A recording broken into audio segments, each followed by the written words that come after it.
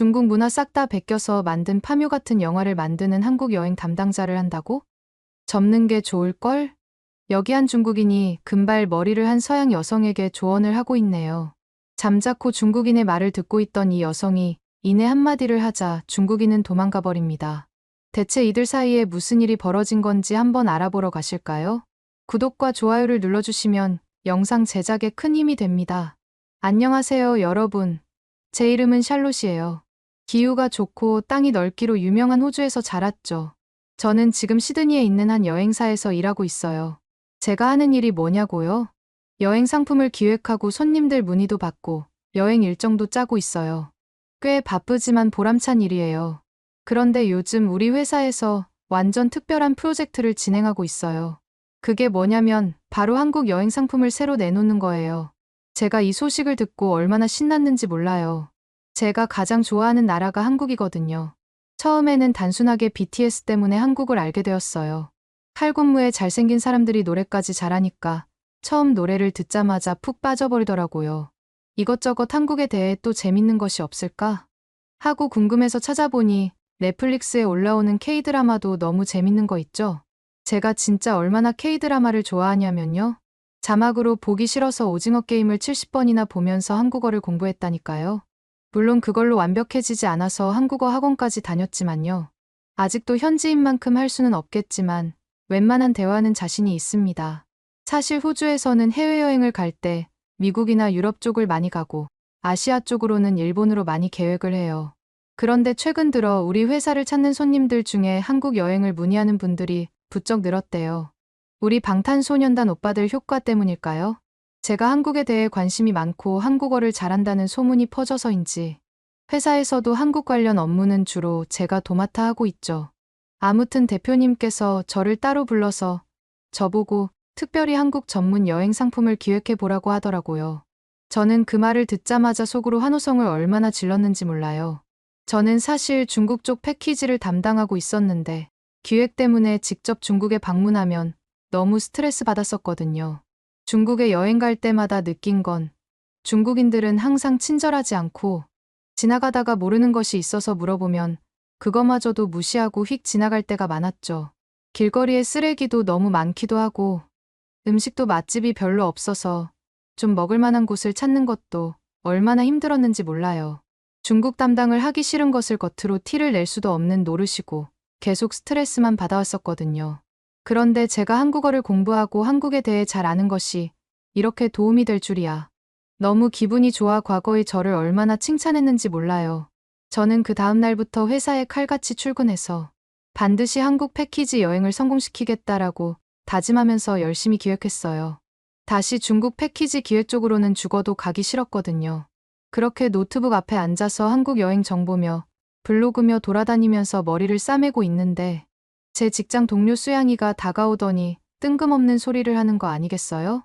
샬롯, 너무 속상하겠다. 중국 패키지 기획이 샬롯의 커리어에도 도움이 많이 될 텐데 갑자기 한국 쪽 기획으로 발령이라니 딱 봐도 망할 수밖에 없는 여행지잖아. 지금이라도 내가 대표님한테 잘 말해볼 테니까 중국 기획팀으로 바꿔달라고 하는 것 어때? 한국에 가봤자 다 중국에 있는 것을 베낀 것 뿐이라서 여행하시는 분들도 재미없을 거라고. 아무리 좀 바꿔서 베꼈다고 해도 원조인 중국이 있는데 어떤 흥미가 있겠어. 김치나 한복도 다 중국 걸 베낀 거잖아. 한국 쪽 고객들은 BTS 때문인데 이전에 부채춤 춘 것도 중국 걸 베낀 건데 그런 거 알면 더 실망하고 한국에 대해 이미지가 안 좋아질 뿐이라니까. 요즘 중국에 있는 내 친구들 사이에서도 파묘라는 영화 때문에 이슈인 것 같더라고. 파묘가 중국 문화를 베꼈다라는 말도 되게 많던데 그런 나라에서 진행하는 패키지 담당자 해봤자 너만 안 좋다니까. 망하기 딱 좋잖아. 저는 수양이가 하는 말을 듣고 깜짝 놀랐어요. 아니, 이게 무슨 헛소리야? 수양은 중국 출신이라 중국 문화에 대한 자부심이 대단한 친구거든요. 평소에도 이런저런 자기 나라가 최고다라는 발언을 많이 하긴 했는데 이건 좀 심하잖아요. 게다가 저는 한국어와 더불어 한국 문화에 관심이 많아서 이것저것 찾아보고 공부도 많이 했단 말이에요. 김치나 한복의 유래, 한국 전통 예술의 특징 같은 것들도 나름대로 잘 알고 있거든요. 그래서 수양이가 한 말은 여러모로 저한테 거짓말을 치고 있다는 걸 단번에 알아차렸죠. 수양, 근거 없는 소리 그만해. 한국이 중국 문화를 베꼈다고 하는데 정말 그게 맞는 말이야? 확실한 증거라도 있어? 아직 중국 쪽에서도 개봉 안 한 파묘를 너 친구들은 어떻게 본 건데? 중국 쪽에서 한국이 중국을 베꼈다고 주장할 때가 많은데 항상 증거 없이 우기기만 하더라. 수양이는 제 말에 할 말을 잃은 건지 얼굴이 벌개지더니 고개를 숙이고 슬그머니 자리를 떴어요. 쫓아가서 한국 문화에 대해 좀 더 설명해주고 싶었지만 제가 그렇게 열심히 말해봤자 귓등으로 듣지도 않을 테니 굳이 그럴 필요까진 없다고 생각했어요. 어차피 수양은 한국을 폄하하려는 자기 고정관념에 빠져서 제 말을 제대로 듣지도 않을 테니까요. 하지만 한편으로 수양이 때문에 더 열이 받치더라고요. 사실 제가 이렇게 한국 문화와 한국을 좋아하긴 하지만 한 번도 한국을 가본 적은 없었거든요. 계속 중국 담당을 하느라 중국 쪽으로 답사하러 왔다 갔다 하기도 바빴거든요. 사실 이것도 핑계인 거 잘 알고 있어요. 그래서 저는 이참에 한국 패키지를 내놓기 전 현지 답사를 바로 가야겠다고 생각했죠. 수양이 다녀간 뒤로 저는 더 한국 패키지에 몰입해 준비했던 것 같아요. 완벽한 패키지를 기획하고 싶은 마음이 컸거든요. 대표님께 기획한 패키지를 보여드리니 바로 답사를 갔다 오라고 지원해 주시더라고요. 그렇게 일사천리로 한국행 비행기 티켓을 끊고 한국으로 향했답니다. 제가 한국에 도착했을 때 처음 느꼈던 감정은 정말 믿기지 않았어요. 도착하자마자 공항에서부터 중국이랑 얼마나 다른지 확 느껴졌었거든요. 인천공항에서 나오는 순간 온 몸으로 한국의 공기를 들이마셨어요. 일단 확실한 건 중국이랑 공기부터 다르다는 거였어요. 저는 입국 심사대를 통과하고 수화물을 찾느라 분주하게 움직였는데도 내내 얼굴에 미소가 떠나질 않더라고요. 드디어 한국에서의 첫걸음을 내디딘다는 게 너무 가슴 벅찼거든요.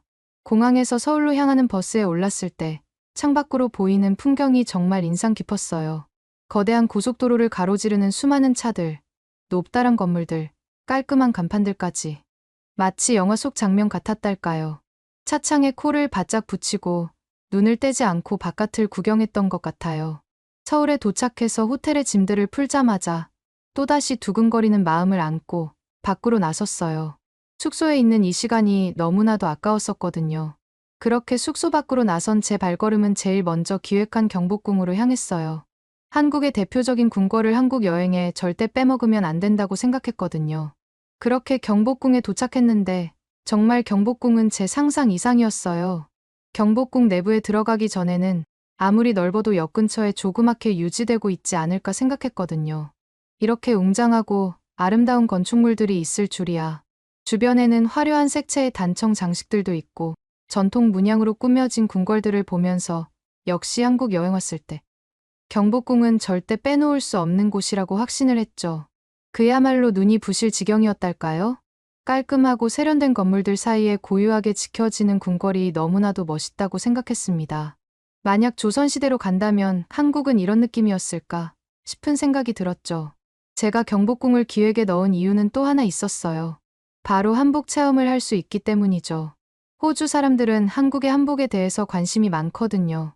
호주 쪽 전통의상을 보셨을지 모르겠지만 아무래도 호주는 다문화 국가이기 때문에 유럽인들이 들어와 정착하며 살아서 호주만의 전통의상이 없거든요. 그런데 한국은 한국만의 전통의상이 있으니 호주 사람들이 얼마나 신기해하겠어요? 거기다가 한복이 얼마나 아름다운가요? 진짜 수양이 고구려 시대부터 이어온 한복을 중국 거라고 했을 때 얼마나 화가 났는지 몰라요. 한복 체험을 할 수 있는 곳으로 가보니 제가 입고 싶은 한복을 고를 수 있더라고요. 저도 한복에 대해서 나름 조사했다고 생각했는데 한복 체험관에 있는 한복을 보고서는 놀랄 수밖에 없었어요. 이렇게 많은 한복 디자인과 색상이 있는지 몰랐거든요. 그 중에서 오늘 사람들이 유독 많이 입고 다니던 파스텔 톤의 한복으로 도전해봤습니다. 화려하고 예쁜 색을 가진 둥근 저고리에 풍성하고 고운 치마를 갖춰 입어보니 정말 저도 한국인이 된 듯한 기분이 들었죠. 진짜 거울 앞에 서 있는 제 모습을 보고 깜짝 놀랐다니까요. 한국 사극 드라마에서나 나올 법한 공주가 된 것 같았거든요. 한복의 아름다운 곡선미에 완전 매료됐어요. 움직일 때마다 살랑살랑 펄럭이는 치맛자락도 정말 예뻤고요. 제가 원하는 색상대로 저고리랑 치마를 골라서 매칭시켜서 입을 수 있다는 것이 너무 재밌었고 예쁜 옷을 직접 입고 돌아다니니 기분이 너무 좋았습니다. 그렇게 한복을 입고 경복궁을 돌아다니는데 옛날 왕과 왕비들도 이런 복장을 입으면서 경복궁을 걸었을 생각하니 재미있더라고요. 이리저리 돌아다니다 보니 배에서 꼬르륵 소리가 너무 천둥처럼 나는 거 아니겠어요? 누가 들었을까 주위를 살펴보는데 다행히 아무도 안 들은 것 같더라고요. 경복궁 다음으로 기획한 곳은 삼계탕집에 가는 거였습니다. 고객분들을 데려와야 하니 제가 직접 먹어봐야 하지 않겠어요? 제 사심을 채우는 것 아닙니다. 오해하지 말아주세요. 삼계탕을 주문하고 기다리다 보니 검은색 뚝배기에 팔팔 끓고 있는 삼계탕이 나왔습니다. 제가 여기를 고른 이유는 다른 곳에 비해 국물이 걸쭉해서 맛있다는 후기가 많았었거든요. 뽀얗고 걸쭉한 국물의 맛을 보려고 하는데 살짝 두려운 게 아니겠어요? 뭔가 이 보글보글 끓는 게 진정되고 나서야 한 입 먹을 수 있을 것 같다는 생각이 들더라고요. 주변의 사람들을 보니 후추와 소금을 조금씩 넣고 있던데 저도 보면서 저런 걸 넣어서 먹어야겠구나 싶더라고요. 계속 기다려도 뚝배기 안에 있는 보글보글 끓는 게 없어지지 않아 저는 용기를 내서 한 숟가락 하기로 했습니다. 한 숟가락을 퍼서 후하고 불고 맛을 보니 생각보다 뜨겁지 않은 게 아니겠어요? 저는 입에 닿자마자 입천장과 혀를 댈 각오를 하고 한 입 한 거였는데 오히려 적당한 온도에 뜨끈하니 한국 사람들이 속이 풀리네하는 느낌이 어떤 느낌인지 바로 감이 오더라고요. 싱겁게도 먹어보고 주변 사람들처럼 후추와 소금을 더 쳐서 먹었는데 오히려 이게 저한테 간이 딱 맞더라고요.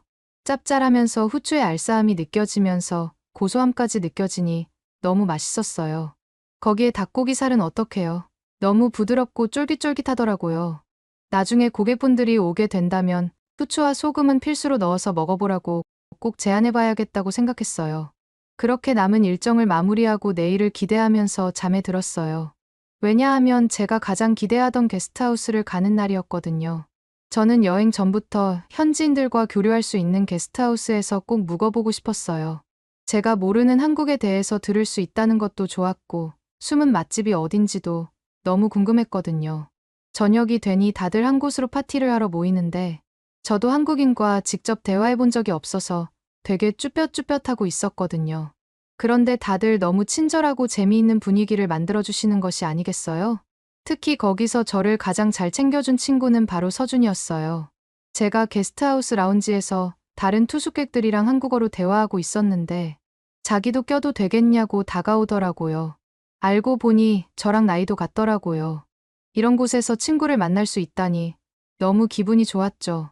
한국어로 술술 말하는 제 모습에 서준이도 깜짝 놀라더라고요. 샬롯 한국말 되게 잘하는데 발음도 엄청 좋고 도대체 어떻게 공부한 거야? 그 한마디에 절로 입꼬리가 올라갔어요.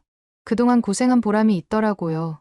제가 한국어로 그치, 한국 오기 전부터 엄청 열심히 공부했거든 이라고 으스댔더니 서준이도 엄지손가락을 축혀 세우며 엄청 신기해하더라고요. 이런저런 대화를 하면서 서준이랑 금세 가까워졌어요. 이야기를 나누다 보니까 취향도 잘 맞고 웃음 코드도 똑같더라고요. 저희는 밤새도록 수다 떨면서 각자가 어떻게 살아왔는지에 대한 얘기도 하면서 온갖 에피소드며 다 쏟아냈죠. 벌써 절친이 된 것 같은 그런 기분이었달까요? 더욱 좋았던 건 서준이가 서울 토박이라 여행 팁을 줄 수 있다고 하더라고요. 제가 미처 알지 못했던 맛집이나 숨겨진 명소 같은 걸 소개해주겠다고 약속했죠. 인사동 같은 유명 관광지들도 직접 안내해주기로 했어요. 마침 제 기획에도 들어가 있는 기획이었는데 저보다 더 잘 알고 있는 서준이가 가이드를 해주면 더 자세히 들여다볼 수 있겠구나 하면서 기분이 너무 좋았죠. 인사동에 도착했을 때 거리에 발을 딛는 순간 눈이 휘둥그레질 수밖에 없었습니다. 이 거리를 뭐라고 설명해야 할지 모르겠어요. 골동품 가게에 화랑의 전통찻집에 길거리 먹거리까지 없는 게 없더라고요. 구경하느라 정신없이 이리저리 돌아다녔죠. 특히 그 길거리 음식 냄새는 정말 환상적이었어요. 붕어빵 냄새, 호떡 냄새가 코를 간지리는데 침이 꼴깍 넘어갈 지경이었다니까요. 거기서 가장 인상 깊었던 간식은 꿀타래였어요. 굉장히 많은 실들을 겹겹이 해서 간식으로 만드는데 너무 신기하더라고요. 직접 입에도 넣어봤는데 실이 겹겹이 쌓여 있어서 딱딱한 식감을 낼 줄 알았는데 입에서 사르르 녹는 것 아니겠어요? 너무 맛있어서 2박스나 더 사버렸다니까요. 근데 그때 서준이가 갑자기 한강 야경 보러 가는 건 어떠냐고 하는 거 아니겠어요? 순간 눈이 동그래졌어요. 서울 야경하면 63빌딩이나 남산타워밖에 몰랐거든요. 설마 한강에 숨은 야경 명소가 있을 줄이야. 완전 기대하면서 따라 나섰죠. 택시 타고 차창 밖을 내다보는데 서울 밤거리가 장난 아니게 화려하더라고요. 네온사인 가득한 건물 조명에 차들은 북적북적 밀리는데 정말 살아있는 도시 같았어요. 한강 선착장에 도착해서 유람선에 올랐는데 배 안의 인테리어가 완전 고급스러웠어요. 은은한 촛불에 클래식 음악까지 깔려 있으니 왠지 꿈 같은 기분이 들더라고요. 천천히 흘러가는 한강 위로 야경이 끝내줬어요. 어둠 속에 빌딩들이 반짝반짝 빛나는데 다리에 걸린 화려한 조명까지 더해져서 정말 황홀했다니까요.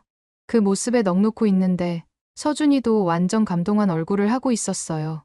알고 보니 서준이도 한강 유람선이 처음이라고 하는 거 아니겠어요? 저를 위해서 이렇게까지 준비한 서준이에게 너무 고맙기도 하고 분위기가 너무 좋아 설렘도 느껴지기도 하더라고요. 배에서 내려서 한강 공원을 걸으면서 여행 얘기를 주고받았어요. 숙소로 돌아오는데 서준이가 눈을 반짝이며 같이 영화를 보러 가자고 말하는 게 아니겠어요? 개봉한 지 얼마 안 된 파묘라는 영화를 같이 보는 게 어떻겠냐고 제안을 했죠. 처음엔 제목 듣고 깜짝 놀랐어요. 한국이 중국 문화를 베꼈다고 말하는 수양이가 비꼬았던 바로 그 영화잖아요. 저는 그때 억울함 때문에 서준이에게 그때 있었던 일들을 전달하니 절대 아니라고 완전 자신 있게 말하는 것 아니겠어요? 오히려 한국만의 독특한 문화를 담은 걸작이라면서요.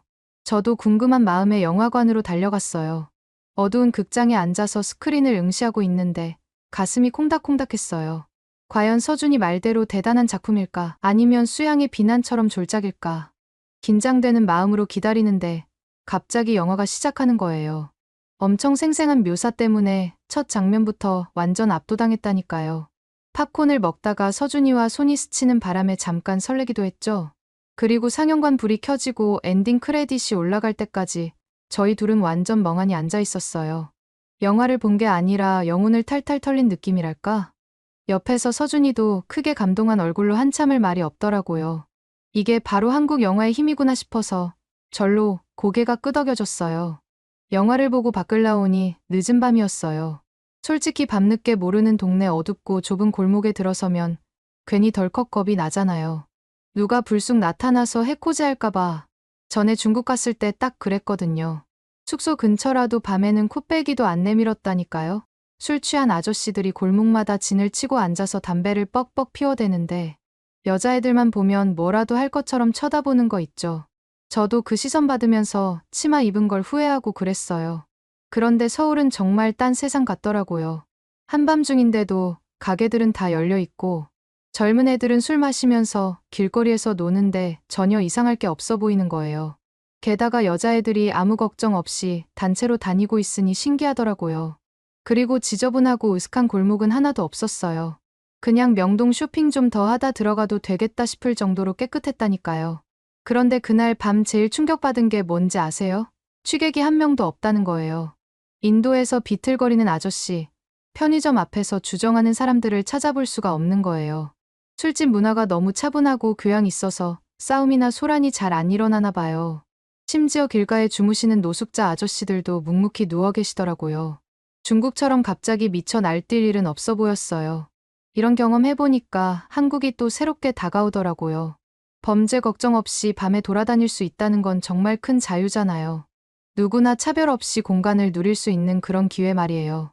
밤 12시가 넘어도 터덜터덜 걸어다닐 수 있는 그 해방감. 외국인인 제가 봐도 참 멋지던데요. 어쨌든 한국에서의 나날들이 너무 알차서 시간 가는 줄도 몰랐어요. 정신 차려보니 슬슬 귀국할 때가 다 된 거예요. 아쉬운 마음이 굴뚝 같았지만 현실은 냉정하더라고요. 그래도 여행사에 복귀해서 제가 직접 기획한 한국 패키지 여행 상품을 내놓는 건 또 그만의 재미가 있었어요. 현지에서 직접 보고 느낀 걸 담아내니까 그 어느 때보다 확신이 섰거든요. 그런데 출시일 날 제가 기획한 패키지가 나가는 속도를 보고 깜짝 놀랐다니까요. 예약이 마구마구 들어와서 순식간에 매진됐대요. 회사에서도 칭찬 세례를 받았어요. 모두들 수고했다고, 덕분에 회사 매출이 쑥쑥 올랐다고 어깨를 두드려 주시더라고요. 한국통 샬롯이 된 것 같아서 으쓱한 기분이 들었어요. 앞으로 회사에서 한국 쪽 일은 다 저한테 맡기기로 했대요. 그걸 보던 수양은 혼자서 또 중얼거리면서 한국 욕이나 하고 있더라고요. 그런 수양을 본 저는 이번에는 그냥 넘어갈 수 없었죠. 수양, 너가 그러니까 항상 그 자리인 거야. 다른 나라를 욕할 게 아니라 배워야 할 점을 찾아서 너를 발전시켜야 하지 않겠어? 제 말을 들은 수양은 얼굴이 빨개지더니 다시 도망가더라고요. 이번 일을 계기로 저는 앞으로 한국에 자주 왔다 갔다 할 것 같아서 벌써 기대가 됩니다. 서준이와도 계속 연락하고 있고 다음번에 제가 한국에 갔을 때에도 서준이가 꼭 가이드해주기로 약속했어요. 제 긴 이야기를 들어주셔서 감사합니다. 오늘의 사연은 어떠셨나요? 오늘의 사연이 마음에 드셨다면 구독과 좋아요를 눌러주세요. 구독과 좋아요는 영상 제작에 큰 힘이 된답니다. 긴 영상 시청해주셔서 감사합니다. 오늘도 행복한 하루 보내세요.